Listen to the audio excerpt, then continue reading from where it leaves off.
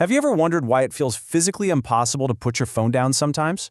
Well, today, we're pulling back the curtain on the powerful design hiding inside your favorite apps. And here's a hint. It has a lot more in common with a casino than you might think.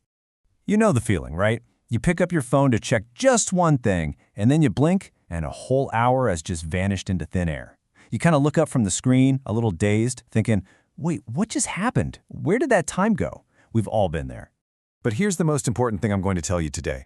That is not your fault. Seriously, that's not a personal failure. It's not you having a lack of willpower. That feeling of lost time is the exact intended result of a very, very carefully engineered system. It's working perfectly. So, to really understand what's going on, we need to start thinking about our phones in a totally new way. Don't think of it as just a tool. Think of it as a casino. A casino you carry around with you right in your pocket. And this is the absolute heart of the issue. The most addictive, most powerful, most engaging apps are built on the very same psychological principles that keep a gambler glued to a slot machine, pulling that lever again and again and again. I mean, just look at how direct this comparison is. The goal of a casino, keep you sitting at that machine. The goal of an app, keep your eyes on that screen. The method is identical. Unpredictable, intermittent rewards. You pull the lever, you scroll the feed. You never know what you're going to get. And the currency? Well, a casino wants your money. But these apps, they're after something way more valuable. They want your attention. So, how does the house, in this case the app developers, make sure they always win? How do they capture our attention so effectively? Well, it all boils down to a simple, endlessly repeatable, and kinda scary effective cycle. Okay, it does like this. Step 1 is the trigger. That's the little buzz in your pocket or that tiny red dot begging to be clicked. That trigger leads to step 2, the action.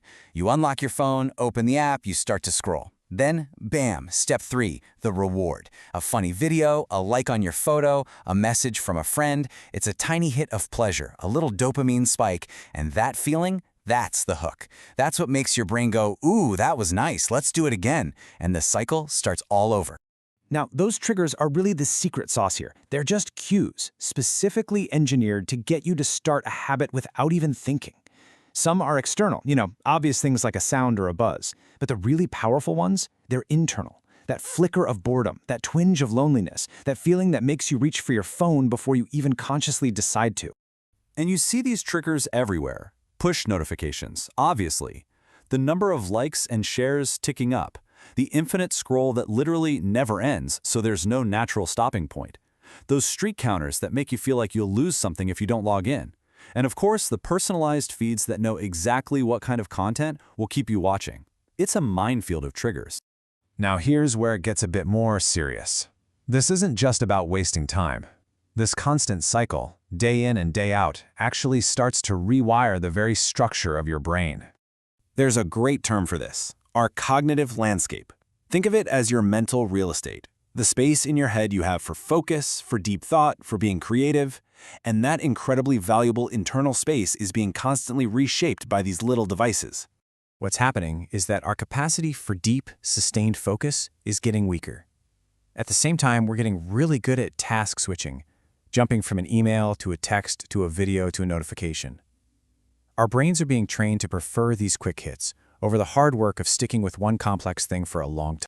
So, over time, your brain just adapts. It starts to crave that steady drip feed of easy, simple rewards that these apps are so good at providing. And that makes the harder, more rewarding work of deep thinking feel, well, kind of boring and difficult by comparison. So what's the point of all this? Is the answer to just throw your phone away and live in the woods? No, of course not. The point is to simply understand the game you're playing. Every single time you unlock that screen, you're stepping onto the casino floor. And you have to remember, in this digital casino, you're not really the customer. Your attention is the product. Your focused time and energy, that is the jackpot that every single one of these apps is designed to win. So it really all comes down to 3 things. First, just being aware of how this works. That's your biggest advantage. It's like seeing the code in the matrix. Second, and I'll say it again, this is a system by design, not a personal failing. So stop beating yourself up. And third, once you know how the machine is built, you are the one in control. You get to decide how and when you want to engage with it. So yeah, you're holding a casino in your hand, but knowing the rules changes everything. It gives you the power to play on your own terms, to know when to place a bet and when to just walk away from the table. So the only question left is, now that you know the rules, how are you going to play?